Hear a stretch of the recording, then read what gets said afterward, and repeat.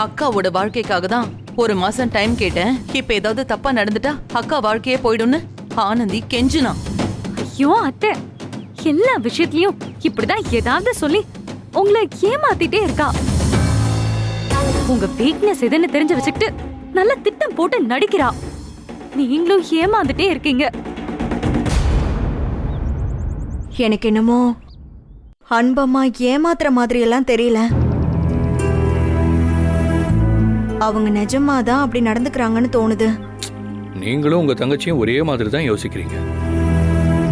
யார் கெட்டவங்க யார் தப்பு பண்றாங்கன்னு தெரிஞ்சும் பாவம் பாக்குறீங்க. எங்க அம்மா அப்படி ஓவர் நைட்லாம் நல்லவங்களா மாறுற ஆள் இல்ல. ஒருவேளை எங்க அப்பா அம்மா முன்னால வீட்டுல நடக்கிற பிரச்சனைகளை வெளியே காட்டிக்காம கொஞ்சம் நாகரிகமா நடந்துக்கலான்னு கூட அவங்க நினைச்சிருக்கலாம்ல.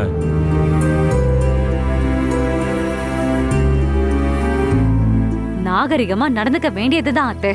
ஆனா யாருக்கிட்டன்னு இருக்குல்ல. ஆனந்தி இந்த வீட்டுக்குள்ள போலீஸோட வர்றதுக்கு இவங்க தான் காரணம். நம்ம குடும்ப மரியாதைய அவங்க கிட்ட நிரூபிக்கணும்னு எந்த அவசியமும் இல்லத்த. நானும் யார்கிட்டயும் எதையும் நிரூபிக்கணும்னு நினைச்சு இப்படி நடந்துக்கல துளசி. இதுல நமக்கும் ஆதாயம் இருக்கு. வந்தவங்க கிட்ட இப்படி நடந்துக்கிறதுனால குறைஞ்சபட்சம் ஏதாவது சின்ன ஆதாயமாவது எங்க அம்மாவுக்கு கிடைச்சா பரவாயில்ல. அதுவும் இல்ல. அம்மாலாம் எங்க அம்மா நாகரிகம் மரியாதைலாம் பார்க்கவே மாட்டாங்க. அதுவும் ஆனந்தி சம்பந்தப்பட்ட விஷயம்னா நாகரிகமா நடந்துக்க வாய்ப்பு இருந்தா கூட அவங்க அப்படிலாம் நடந்துக்கவே மாட்டாங்க. வேற என்னதான் நடந்திருக்கும்னு நினைக்கிறீங்க?